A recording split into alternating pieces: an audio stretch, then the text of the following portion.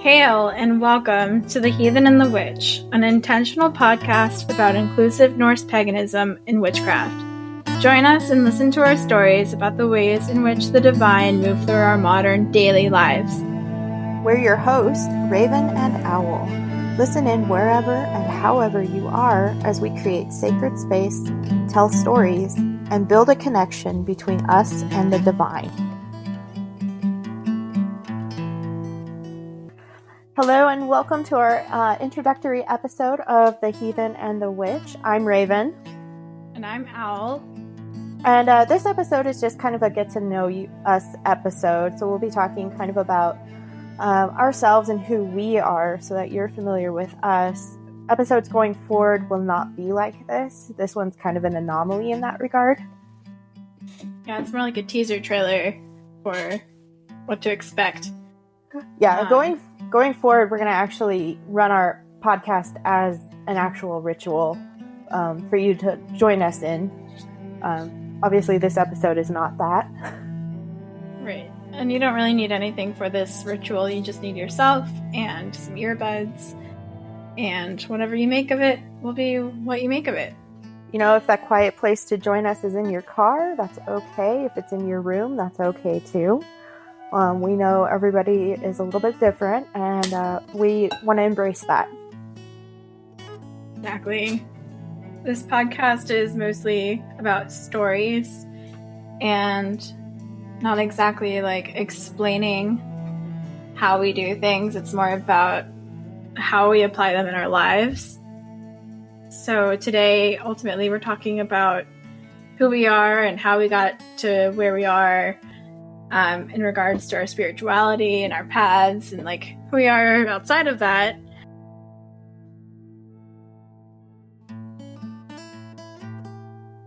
You have a really interesting kind of background that brought you here. How about we start with you? So I am a younger millennial. I'm queer, non-binary. I go by they, them, and sometimes she, her. It depends on how I'm feeling. I'm neurodivergent. I have ADHD. I'm a musician, an activist. I like to call myself a Lokian nun, but I wouldn't say I'm exactly a Lokian anymore. I'm mostly like a devotional heathen and polytheist. And I want to start working to get my master's in social work. I also garden. I have like a tiny homestead and I keep livestock. Their chickens are the cutest things ever. Yeah, I have nine children, and they're all hens. I really They'll send enjoy me pictures birds. of them. Yeah, they'll send me pictures of the chickens all the time. They're adorable. They are very cute. They have like such, snappy personalities that you don't really expect chickens to have, but I love them. I am really into like gardening and plants, and most of my spirituality kind of takes place outside. I like hiking, and I'm getting into mountain biking lately. At camp, and mostly just find myself most at peace when I'm sitting next to a tree. But I didn't start here.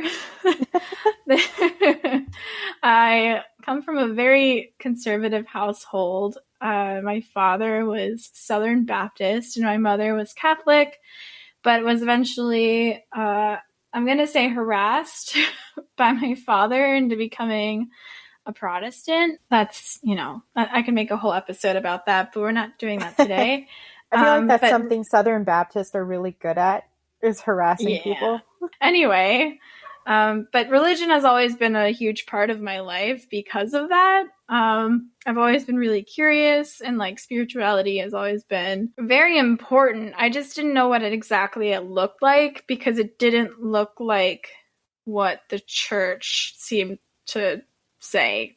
I've had like a fascination with Catholicism and nuns and how people devote their lives to being spiritual and like just kind of making sacrifices for themselves to like cast stuff aside. And it, like, the devotion really just enamored me, and the ritual aspect and the mysticism, especially of the Catholic Church.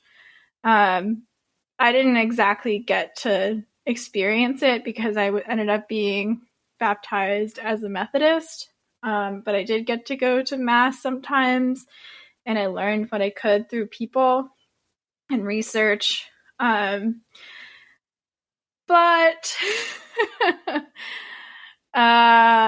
Protestants kind of just made me a very angry atheist. Which I think is kind of normal to an extent. And I feel like a lot of people kind of hit that point where they get really like upset with the mainstream religion, especially Christianity. It kind of turns you away from it. Yeah, absolutely. I listened to all of the Angry Atheist podcasts. I read like a bunch of atheist books, but it never really felt whole and hale. Like, I always felt there was still a piece of me missing, and I didn't let myself mourn that because I thought religion only kind of looked one way. But I had pagan friends. I didn't really know how to ask them about it.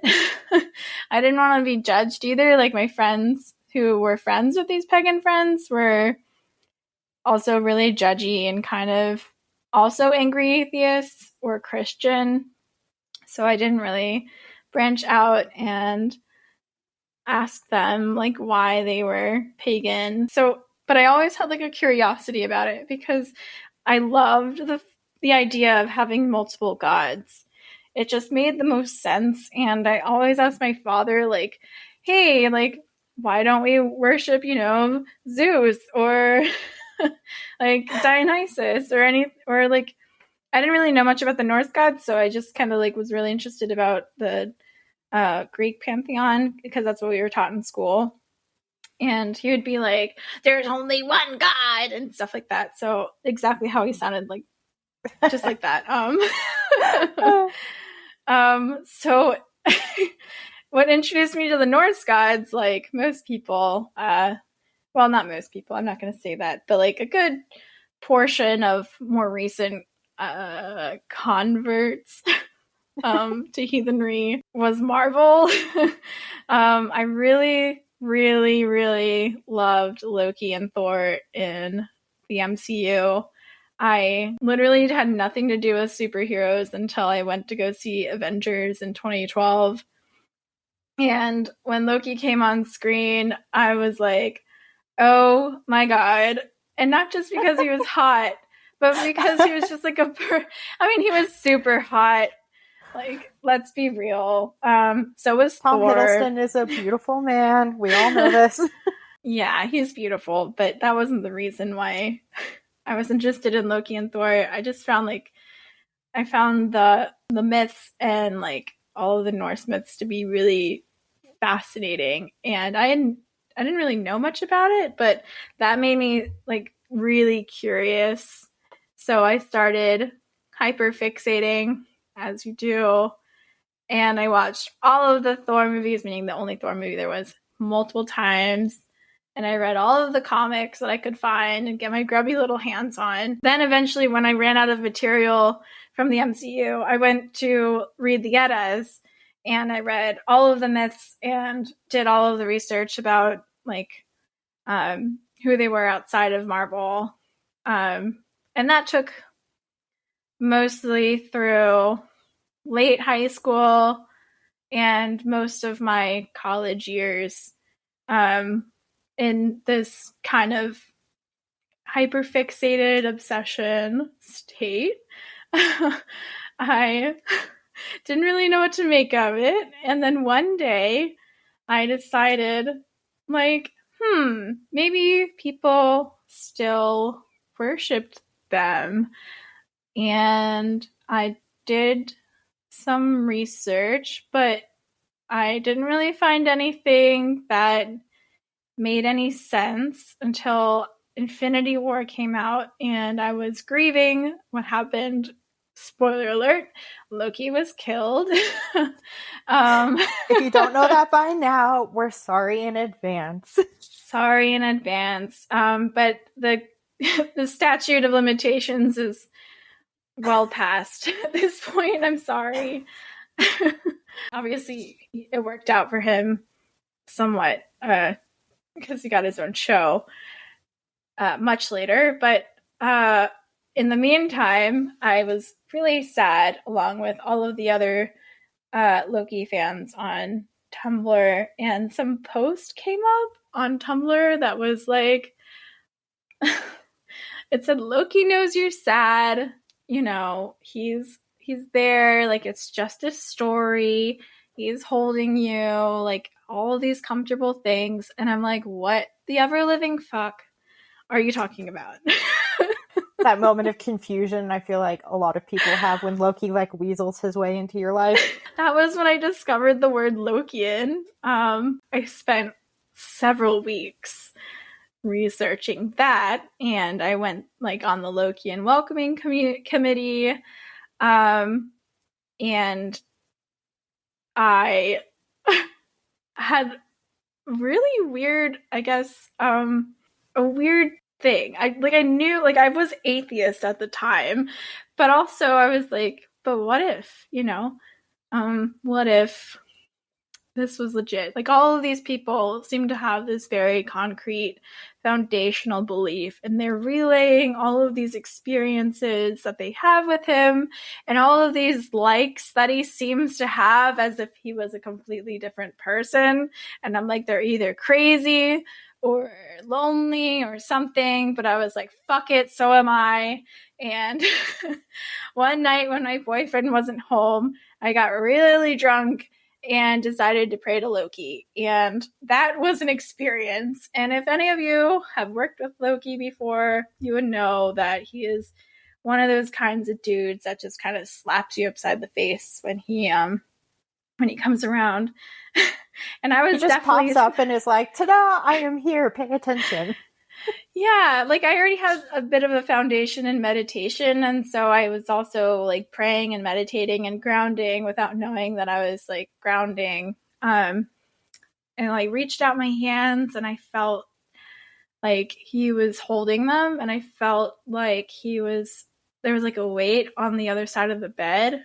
And I liked saying that I woke up that morning an angry atheist, and I went to bed that night a believer, because there was just no way I could have explained the feeling that I got of being listened to and heard. It was really great. But outside of that, I was like in a really liminal space. I was about to graduate college. I had like a really passive relationship with my boyfriend. I had kind of a job. I didn't really have, I had like a lot of friends, but they were kind of just a really liminal space. And I didn't really know it at the time, but I was kind of unhappy. No, I was like really unhappy. And that's usually when Loki finds his people. It really is. He comes in when you need him the most. Yeah, he really does. And like, I didn't really realize that at first. And everyone kept saying like, Loki comes to people when they're in their hard times. And I was like, I'm fine. So I don't know what you're talking about. Newsflash, secret. They were not fine. No, I was not fine. So that's how I became pagan. And from there, I also branched into heathenry. Like, I got into also getting to know, I think next came Thor, and he kind of went back and forth with Loki a lot. And then I reached out to Odin, and he didn't seem to start appearing until maybe a year later. And that was like my main three, I guess. And Segan kind of popped up in there at some point, and now Freya has been within the last maybe a year or so. That's been a long time. Time so goes fast. Really, right? What is time? So yeah, that's how I started.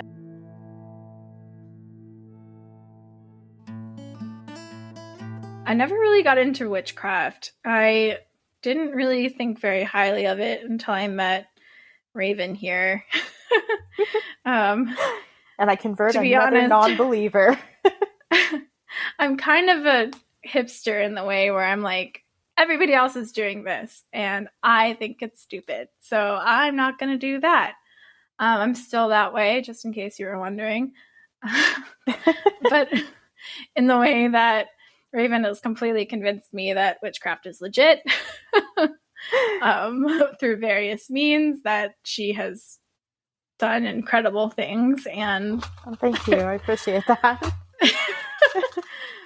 But it's not an exact science. Sometimes it works, sometimes it doesn't. But I've had a lot of successes recently, so that's like pretty cool.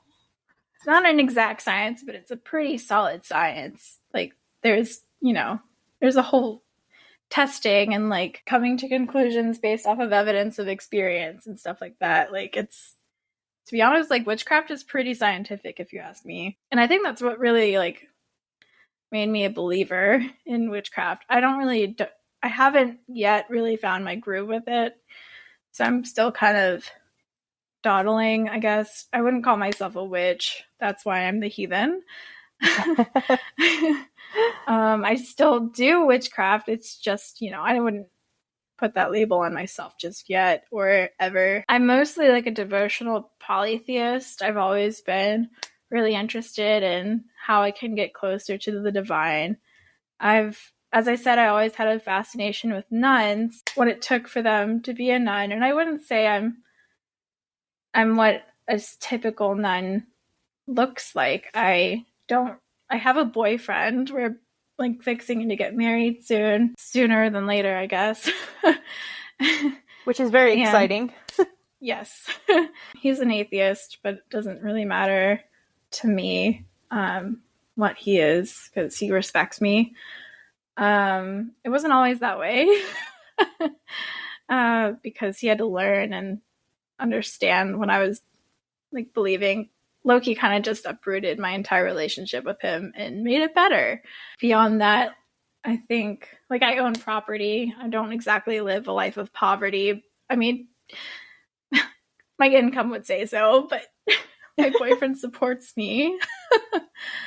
Most of my work is just foundationally through trial and error with what a devotional life looks like. I do most of the things that I do. Like I own an Etsy store. I do this podcast. I still actually like am part of a pretty decent sized community in real life. And I am in a kindred with some really awesome people. I just recently oathed to them, which is a pretty big deal. It was only like a temporary year-long oath just to see what would happen, and it's definitely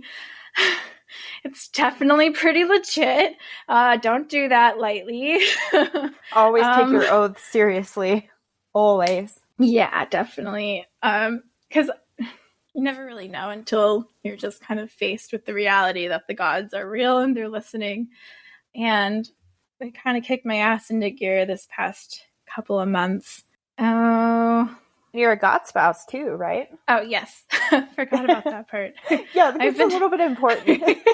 Yeah, that's pretty much like a huge part of what my practice looks like, is because I'm a god spouse. I'm very into mysticism and figuring out ways in which I can relate to my spouse, through meditation and through various means. He's kind of like, if in case you didn't realize, I'm also a god spouse to Loki.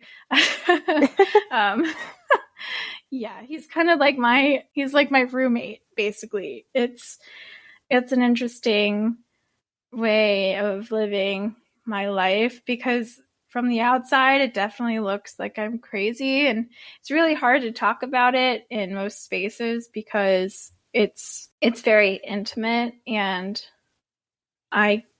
one reason why I feel like we made this podcast was to talk about like what it looks like to have the divine so intimately entwined in our lives, because people don't really talk about that very much. I mean, they'll talk about taboo almost. Like, It really in a is. lot of circles, people kind of look down on it. Yeah, and like when I'm with my kindred, I was like online for the first couple of years of my practice, and then I went to go meet like IRL pagans, and none of them were discussing like their relationship with deities. Like they would kind of be like, "Oh, this happened in my life and it made me think of insert deity here." And I'd be like, "That's cool." So Loki told me the other day, and like people would just, look at me like, "What the fuck?" Like you Honestly. mean like I mean obviously, some of the times it's not just like he told me like straight out, but sometimes it is, and like I That's can't always just a weird feeling too when that happens. You're like, wait, what? well, yeah, like sometimes it takes like months of gathering evidence and understanding what exactly he's trying to convey, and other times he's like, "Give me a sandwich," and I'm like, "Okay." He's very food oriented. He really is. Like, and he'll just show up with snacks, like, he does. I'll just hear like munching in my ear, and that's like he just has a new snack every time. Like last time it was a turkey leg. I'm sure someone gave him a turkey leg. And so the thing is here, like where I guess the difficult and complicated part is, it's not like he's it sounds like he's my imaginary friend, but I insist that I definitely don't want to experience this. Like this is not exactly something that came into being because I'm lonely or stressed. In fact, when I am trying to dissociate, like, because I am neurodivergent, I want to escape. Most of the time, it's not me trying to.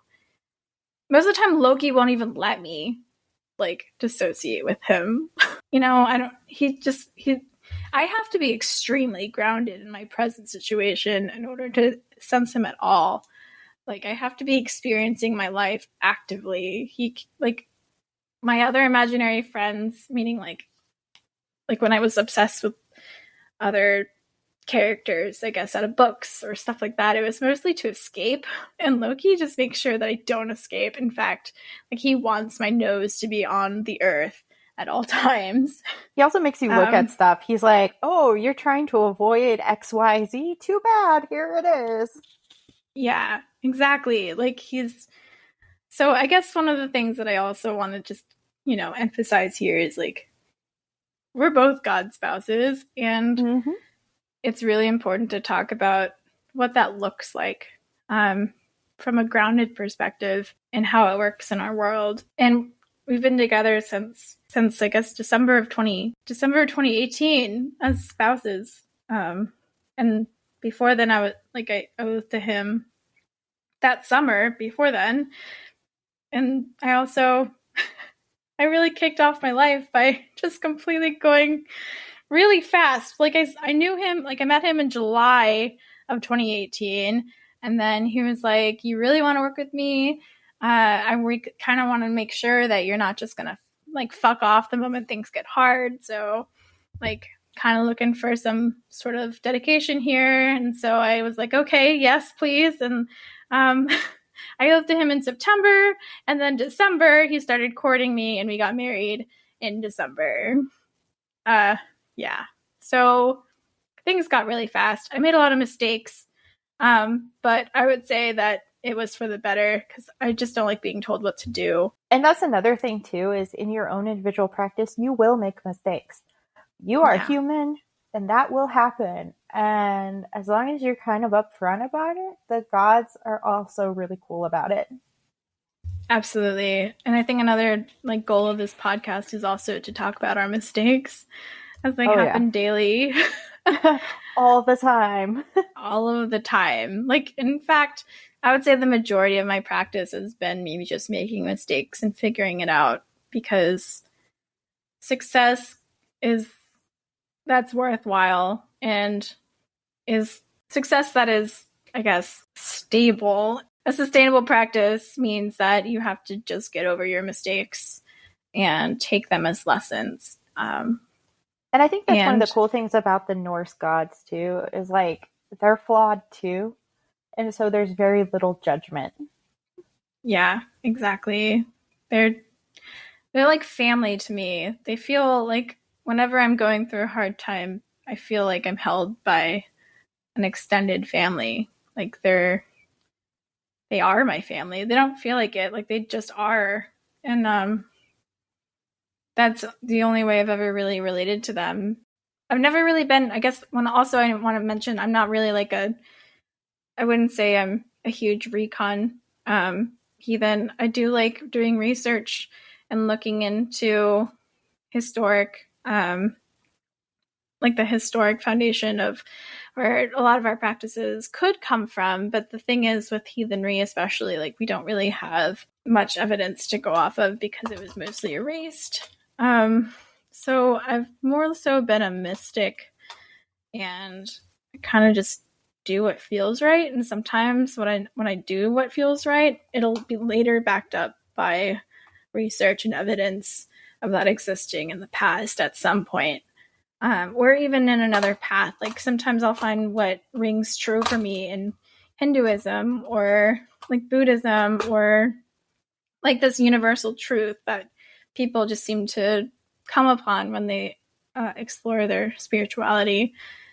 So I say heathen in a very loose term, as in it's the only way that I can describe myself because of I'm in a kindred and like Norse gods are the most important to me. I don't really work with anyone else. And I'm also like a devotional polytheist. But yeah, research and stuff is not very important to me. So I'm not going to be talking about what books for you to buy or explaining things that really don't hold much sway on our lives today. It feels like a waste of time to me. I'll mostly be talking about stories and the story that unfolds itself in my life and how I got to where I am. So that's me. I love talking about myself. So this was fun.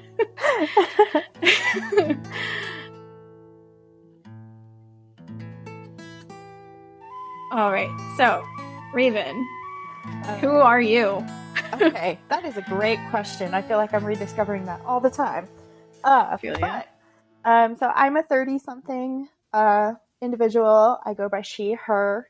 I'm married in real life, and I'm also a God spouse, which is also real life, but I have to make the differentiation. I work in education, so I work with kids. I also consider myself a fiber artist. So I've been knitting for like 20 years. I spin my own yarn, which is kind of a recent development. I have a spinning wheel. I also sell my own yarn, which is kind of cool. I'm learning how to crochet a little bit. I'm not very good at it, but I do enjoy it a little. I'm the witch of the podcast. I'm the witch in the title. I've been a witch for about a decade now. I'm also a Norse pagan, and I am a seer. So what that means is I hear things very clearly, and sometimes I get images, which is always kind of a trip in and of itself. I'm also neurodivergent. I have bipolar disorder as well as generalized anxiety disorder. And I also deal with depression. So it's kind of a fun combination. I have a service dog. I'm classified as mentally disabled because of my bipolar. I'm not on disability. My husband makes too much money for that. But I do have a service dog that I take and run errands with because it's very hard forcing myself to leave the house sometimes. So I was actually raised Christian as well. I was raised United Methodist, which is a little less intense than Owl's Southern Baptist. But it's still, it was still pretty intense for what it was. I was really active in the church. Like I was very active in youth group and choir. And I always found myself searching for that connection, for that feeling of being close to God, whoever God was to me at that time. I couldn't quite imagine what the divine looked like at that point in my life. So I went to college and I became kind of agnostic. I was like, okay, there's a higher power. I don't know what it is. Whatever. And then I actually became a witch before I became a pagan. I met my friend Dorothy at community college. She, my husband, and I would all like hang out together after class. And it was pretty cool. And she was very open about being a witch. And I discovered as time went on that I had questions, as one does, right? It always starts with questions. And so I started asking her, like, well, what does that look like? What do you do? You know, do you have a cauldron? How how do things work? Do you fly on a broomstick? I don't know these things. And she started mentoring me. And the first thing I remember learning how to do was make energy balls, which is where, so in your palms, you have bundles of nerves. It's one of your nerve points. And if you hold your hands together, close together, like not touching, but like you're holding a ball in your hand, and you focus really hard, you can actually manipulate the energy between your hands and form energy balls. And that was like the coolest thing I had ever done. And I just couldn't believe it. And so I kind of went down the rabbit hole a bit of what witchcraft could look like. And I ended up working with Dorothy and doing a thing called Year in a Day. Year in a Day, it's not everybody does it. A lot of people don't, but it can be considered a traditional kind of rite of passage for a witch, depending on, you know, who you're working with. And so I spent a year and a day. It started on Samhain and it ended on November 1st of the following year. And I learned as much as I could about everything. I learned my moon cycles. I learned my astrology signs. I figured out how candle magic works, how to read tarot, how to read runes, and how to run rituals and why we run rituals and like all the major holidays and what's associated with all the holidays. Like I had a binder of just notes that I took. And I ran all these rituals and I figured all this stuff out. And the name Raven actually is the mantle I took at the end of my year in a day, because I discovered I can see and I discovered I can hear, and Raven is the seer. And so it just made sense. The things that I kind of excel in, besides seeing and hearing, which is, Al can attest, it's always kind of a trip when that happens. Yeah, a little bit. A little bit, yeah. I'm really good with candle magic. That is definitely my main form of magic work and energy work that I do, is candle magic. Really good at candle practice. Magic. Yeah. Yeah. I know my colors. I can associate as I need to. Can I share that hex that I did on your workplace the one time? Is that okay, Al? Legally, we have nothing to do with it. But yeah, go ahead. Okay. Al and I were friends, had become friends a few months earlier, and it was 2020, and their job sucked, and they fired Owl out of hand. And I may or may not have had anything to do with this. May or may not. Legal purposes. Legally here. But I did make a candle. And I remember saying, show them that they're full of shit. That was my exact wording, which I want to take a moment to emphasize here. Intention and wording matters. Super important. You gotta be clear. You gotta be clear. Because what happened, Al? You tell them. So maybe like a night or two later, after the candle, maybe, I think it burned out, or I'm not sure. It burned out. It burned out. Yeah.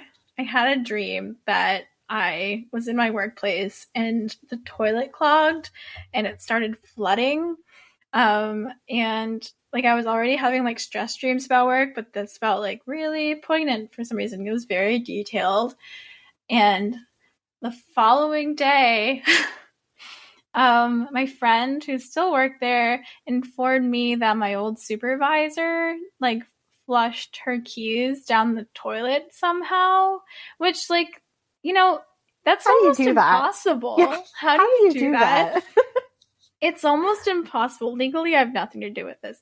So I was obviously out of the office. Like I was fired. I had nothing to do with these people. And like it took multiple plumbers for them to finally like to at least stop the leaking. And the toilets were permanently damaged. Like there was standing water for like at least a couple weeks. They had mushrooms growing out of the side of the walls. Yeah. And then on top of that, like they almost got scammed out of money. Like they've never been able to fill my old position. They keep hiring a new person almost every year on the dot. Yeah. It's this is why intention matters. Yeah, pretty much. Yeah. That's the most successful one that I can think of. I follow the practice of do no harm, but take no shit. Yeah. So literally, I won't no actively shit.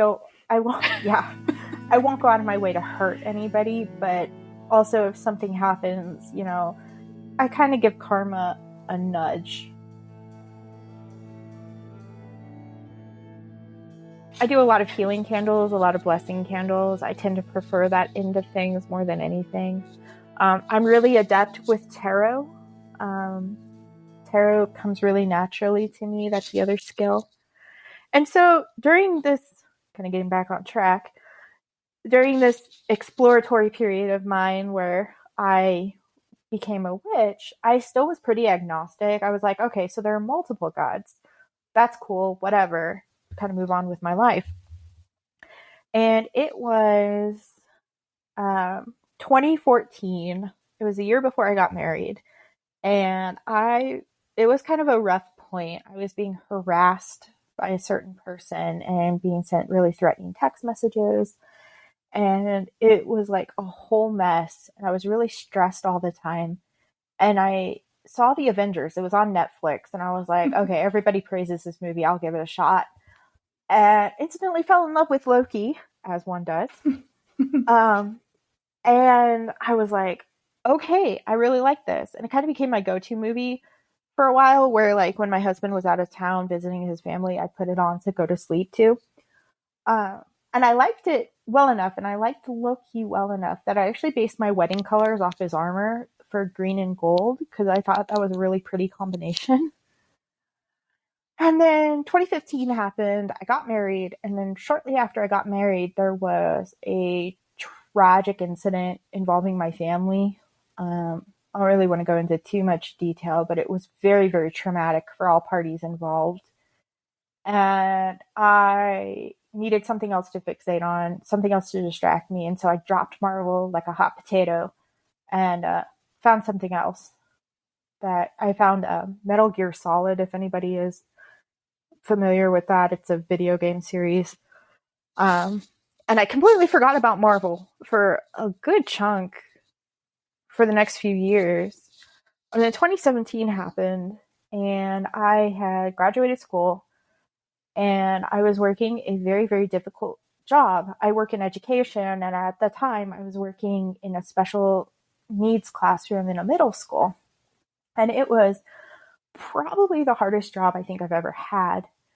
And I hit a really, really low point. It was just like a series of events that hit this low point for me. And I was actually hospitalized and then forced to take a 2-week mandatory leave of absence from work. And so here I am struggling. Everything feels like it's falling apart. And I go visit my in-laws, which is stressful enough in itself. And I discovered Thor Ragnarok. And I was like, oh, wait, I think I used to like this series. I can't remember. I'm going to watch it. Completely resparked my love of Loki. So I went and saw Infinity War that spring. And work was getting even worse, which I did not think was possible at the time. I legit did not think this job could get worse than it did. And yet it did. And I remember going to therapy, and my therapist was having me use these things called allies to help me process things. And Loki kept showing up, and I was like, okay, this is cool. It always felt a little off. I was like, this feels kind of weird. I don't know. And it took, at the end of the semester, I was so beyond stressed that I started having stress nightmares. And it was like a week solid of just these horrible, horrible nightmares. So it was like I was in the middle of a knife fight, or I was in a dark alley and somebody was chasing me, or just really uncomfortable situations. And the consistent thing in all of these dreams was that there was this redheaded guy always in the distance. So I could never fully make out who he was, but he was always there. And for some reason in the dream, I knew that if I saw him, I was going to make it out okay. And I would be able to change the dream over to something else. And I was like, I don't know who this is, but this feels really important. And the last nightmare that I had before they stopped was so violent that I couldn't get it to change. And I remember he came in, ripped me out of it, and put me in a different one. And at that point, I was like, okay, red hair. I like Loki. I've been having Marvel Loki in my therapy sessions, but I'm not convinced it's Marvel Loki because it doesn't feel quite right. I need to go do some digging. And I ended up down the rabbit hole, as Owl kind of did. And I was digging around on Tumblr because at the time that was the only place I could think of to go look was Tumblr. Yay, Tumblr. Yeah, right? Tumblr is a disaster, but it's my disaster. I don't know. Yeah. But I ended up digging around on there and finding all this information about Norse Loki. And I was like, that's who it is. And I got that little ping. And he was like, oh, good, you figured it out. And I was like, yes. And so I actually started working with him end of May 2018. And so if you're familiar with bipolar disorder, you go through manic periods where you like hyperfixate on things. And then when you're out of that period, you kind of lose interest. And I was so afraid that I was going to exit this period that I was in and he was going to be gone. And it was going to be completely made up. And I was going to be alone again. And I'm pleased to report, dear listeners, that that did not happen. Quite the opposite, actually. He's made himself very, very known. I have an altar set up for him in Siegen. It's my working altar. And his side is covered with, right now it's covered with random food items because he's been doing the grabby hand thing. Like, yeah, the classic. I was eating a nutty buddy the other day and he was like, mine? Mine? I was like, I guess it is now. So that happened, and at that point I was like, okay, I guess I'm Norse pagan now. Let's see what's gonna happen going forward. And then it was like a year later that things kind of turned to more of a flirty end of thing, and I was so confused. I'm Ace. I don't pick up on these things. I was like, what is happening? I was so confused. And that's actually how I met Owl. Because Owl had made a post on Tumblr about God's best read to Loki. And I remember reading it and being like, if I reach out to this person, are they going to actually respond and like answer some questions? Or is that weird? And I debated for a solid day about whether or not I was going to reach out. And then I did. And, talking to Owl about it really kind of gave me a different perspective. And I ended up becoming a god spouse. So, hey. Yeah. Which I don't think would have happened without Owl, honestly. Aw, shucks. Well, no, it's true. It's very true. And that was actually the start of a really good friendship, too. Owl is definitely my best friend. I'm going to brag on them a second here. And they always give me kind of a different perspective. I'm used to being solitary because as a witch, I practiced solitary and I don't have an in real life community. Owl kind of is my community. And so it was kind of an adjustment, but it's been really good. Being able to get those second opinions and stuff. I'll brag on you, I guess, a bit. Because I was a god spouse for a year before I met Raven. And Raven is really talented in things that I am struggling with have struggled with, continue to struggle with. And she helped me realize that, like, it's okay to be loved by Loki in a weird way. Also, like, I was kind of not understanding what the purpose of being a god spouse was, I guess, because I was under the I was just under the impression that he just wanted me to be like a community leader, and that's definitely not the case. But it was like, if it wasn't for Raven, I wouldn't have, I guess, had any sort of realization about what it even means. Jealousy, I guess, kind of kicked in too, because she made it seem so easy. And I'm going to be real, I struggled a lot. I had a lot of really negative experiences and trying to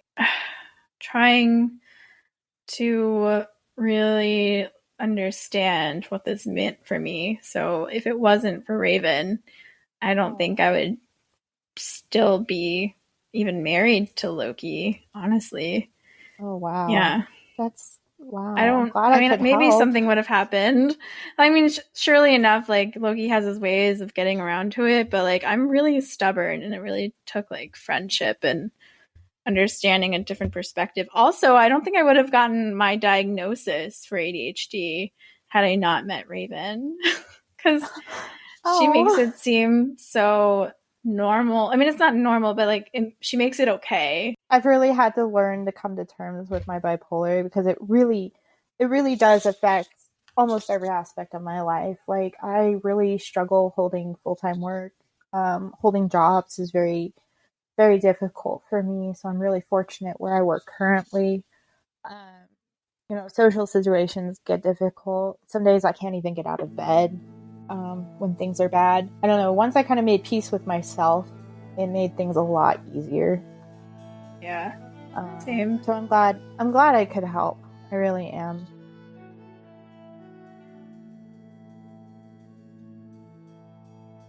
Where I'm at currently, shortly after becoming God spouse to Loki, I actually met Segan, and I am actually oathed to her as a priestess. She's kind of the person I do most of my shadow work with. She's kind of my go-to for all the lessons I learn. I just think she's wonderful. She's really cool. She is. She's wonderful, and I love her. I could honestly talk about her. Maybe that'll be on a different episode, but I could talk about her for days. And if you read our blog, I actually have referenced her at least twice now. In the future post, I think you in the future post. Yes. So whenever you're listening to that, hopefully it'll be published by then. Yeah. Yeah. You never know. But she's wonderful, and I really love working with her. I occasionally work with Freya. Freya has started making herself known. Thor, interestingly enough, has started making himself known more often too, which is very interesting to me. I think one of the cool things about like the Norse gods is like they're kind of infectious. It's like a party. It's like you get one and then everybody comes. My husband and I are actually trying to become parents.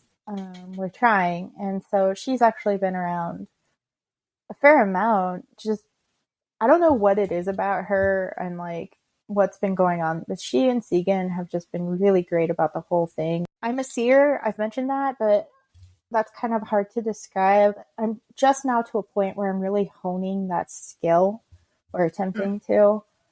I've always been able to hear and see my whole life, and in high school I really crushed it. I just was like, this is too much, I can't handle it, I don't want to do this, I don't want to deal with this. And so I'm actually at a point now where I'm starting to embrace it. I have a little journal where I sit and I meditate and I see if anything comes through, just for practice most of the time. I do still love Marvel. I went and saw Doctor Strange. That was pretty fun. If you look at my altar, it's actually really funny because you would think I worship Marvel Loki just because of the amount of like Marvel Loki there is on Loki's side of the altar. But I swear, this guy, he gets grabby hands, man. I'll be at the store and I'll see something and I'm like, oh, that's cute, and I'll hear, I want that. It's like, sir, I think he's like really in love with the fact that his name is on people who don't even worship like him, like their minds. And it's even gotten to the point where I've read books by people who got interested in Marvel Loki and now are writing like published novels about Norse Loki. Like, it's crazy, man. It's a great way to reach people, and I'm so glad.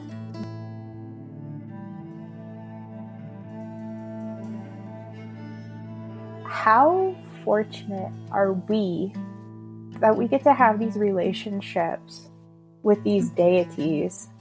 And I just feel so incredibly fortunate that Loki found me when he did. He really did come to me in the lowest point of my life. Oh, yeah. And, you know, I'm so fortunate that he found me, because I can't... Everything he gives tenfold, honestly. You know, I swear, he brought me and Owl together, and that's been really great. The different layers I've been learning about myself just through working with him and Segan has just been pretty amazing. I'm not gonna lie. Yeah, I mean, the reason why we talk about him so much is because he's kind of like, like a path opener, and he definitely opened the paths for Raven and I.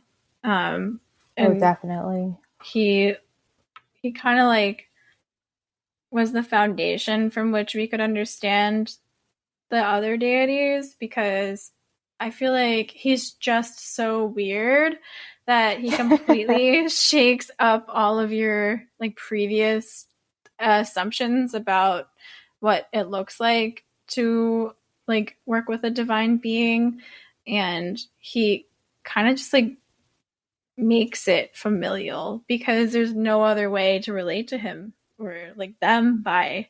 I feel like personally, I think like the moment I make things formal, like, is the moment I stop being able to sense them. Like, it's just very personal. Same. I'm very much one of those fly by the seat of my pants kind of witch and kind of pagan. Like, I do what feels right when it feels right. It's so hard for me to set up like a solid routine. I've tried the whole, I'm going to read tarot every night before I go to bed, and that doesn't work. Honestly, the amount of love, though, that I have received from Loki and from his family and from the other gods that come through, it fills what I was looking for when I was a practicing Christian. It fills that connection that I was always searching for. And it's like a piece of me that was missing kind of finally went into place. I don't consider myself heathen necessarily, because I don't do a lot of the heathen things. But, you know, I don't really know where I'm going necessarily. I'm just taking it kind of one step at a time. And I'm still discovering one step at a time where I'm going. And I think maybe that's why things do come easier to me sometimes. Because I don't overthink. I'm just like, oh, this is going to happen? Okay, let's try. Yeah. I came in with no expectations, and I continue to have no expectations. Raven's like the opposite. Like, she's like the... Owls are exactly opposite. Yeah, I'm an incredible... Owls are head, I am the heart, is honestly how I would put it. Why I'm called Owl. Yeah, exactly.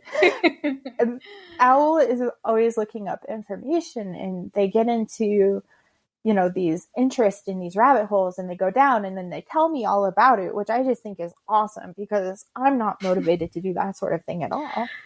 And then on the flip side, I'm the one over here who's just feeling it out, and if something pops up, I'm like, hey, Owl, guess what?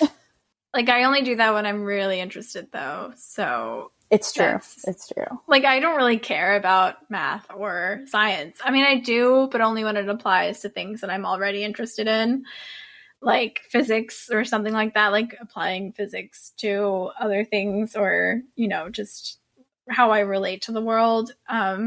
So it's not really like I know everything, but I know everything that I'm severely interested in or even afraid of. I know everything about that too.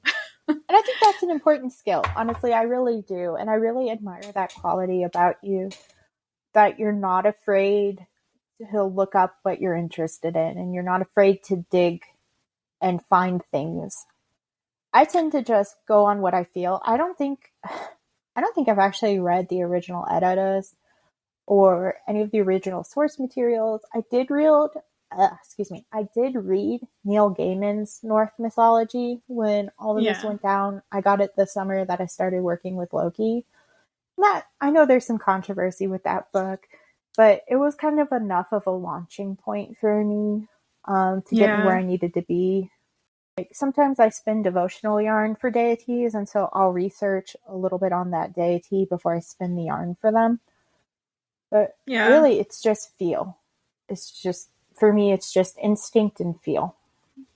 Yeah, I'm getting better at it. You really are. I would say like I'm miles away from where I used to be. Most of the things like I make for my Etsy store that I'll talk about, I guess, at the end, it just like becomes an intuitive thing too. Like I won't even know the deity, but like one time I was making beads for Scotty. I apologize. No, it's Scotty. Is it? It is. It is Scotty. Yeah. It's the D looking thing is a TH. I know. She actually corrected me at one point, and I'm like, oh yeah, I need to remember that. She's cool. I only interacted with her when I was making her prayer beads, and I was like, hey, what colors do you want? And she told me, and like was like, that's it. And I'm like, okay. And she's like, thanks. And I'm like, thank you. And that was our interaction. That's what happens to me when I'm spinning and I'm like planning yarn and stuff. Because I also run an Etsy shop, which I'll talk about at the end as well. But like, the gods will come up and like peek over my shoulder and be like, what you doing there? What you doing? What you got? They're just like attention. Yeah. One of the things we want to do kind of at the end of each episode is do a rune pull and a card pull. Yeah. And this might be a good time to go ahead and do that. Al is really talented with tarot and runes as well. Like, we do readings for each other and stuff, and they're very, very good. And so kind of at the end of the episode, they're going to pull a rune and I'm going to pull a card. And this is just to give you something to like maybe apply to your life over the course of the month between episodes, or to meditate on, or to think about as we go forward. Mm-hmm. So, Al, do you want to go ahead and pull your rune first? I'll also note that my interpretations of the runes are personal. If you don't agree with them, that's okay. Everyone has their own opinions on the interpretations, because we don't have a single interpretation outside of the rune poem. So I apologize in advance. No, I think that can be this. I think that can be said the same for cards too. Everybody interprets differently. So if we pull something and our interpretation doesn't resonate, but you get a different interpretation that does resonate, go with the one that does. My interpretations are how I learned them. Oh, nice. So we got Suwillow. Suwillow is incredibly positive. It means the sun. I take it to mean success and vitality and very just generally positive vibes going forward. So I'm going to take that to mean, I feel like the end of, from when we're recording this is the end of spring. A lot of seeds that are planted are now sprouting, and a lot of ideas and successes and failures are coming to a head. And generally, like, everything that we've been trying to manifest over the course of the spring will soon be harvested. So I take that as you will. I love that.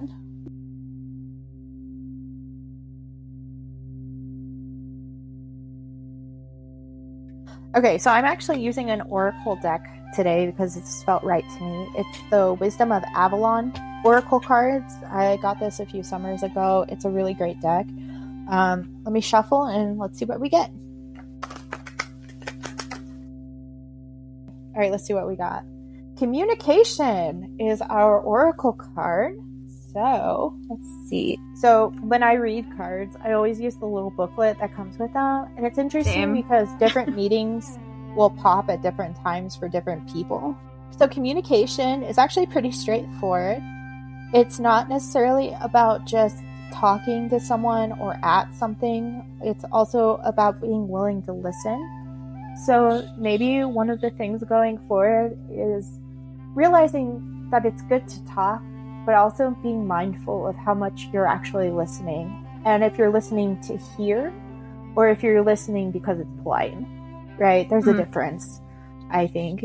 So maybe going forward, while everything is blossoming and good, we can all kind of focus on how we communicate with the world around us. Also, what a card to pull. I mean, at the time of the recording of this podcast, Mercury is currently in retrograde. It is.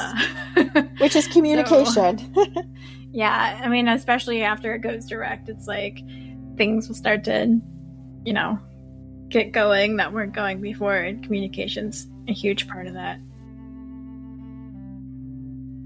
All right, well, Al, do you want to talk about your Etsy shop a little bit? I own an Etsy shop called Leaves of Yggdrasil Co. Yggdrasil is spelled as Leaves of Yggdrasil, Yggdrasil, Co. You can find me on Instagram. You can find me on Etsy. I'm working on making my own website soon. It's harder than it looks. And I sell like prayer beads, candles. I'm trying to get more altar boxes out. It's mostly devotional items. I really feel called to have like meditation beads and stuff like that because I like picking at stuff when I meditate, and so that was why I ended up creating those.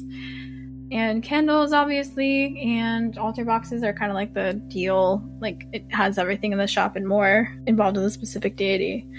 I can vouch for their store.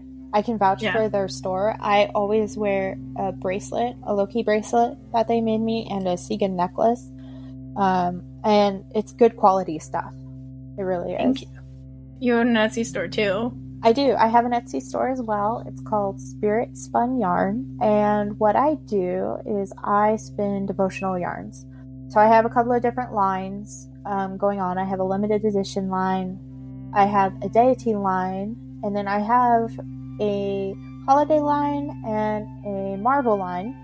And what they are is I spin ritual yarn. So for the deity line, all the yarn is blessed and dedicated to that deity. And I set an intention when I spin. And then when I set the yarn, I put moon water in with the yarn to kind of bless it some more. All the yarn in my shop goes through the witch process. So it gets blessed for the person who's going to use it. I always set with moon water all of the different yarns.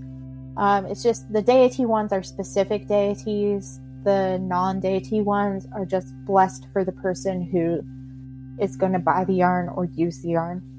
I'm also on Instagram under Spirit Spun Yarns, and I have a Tumblr for it, but the Tumblr doesn't necessarily, Tumblr's a hell site, so use your discretion on if you want to go poking around there. But the Instagram's better, I think. Vouch for her yarn. It's really soft and nice and pretty. And the colors are lovely and in accordance to what the theme is for the yarn. Love it. It's awesome. Check it out. Thank you. I appreciate that.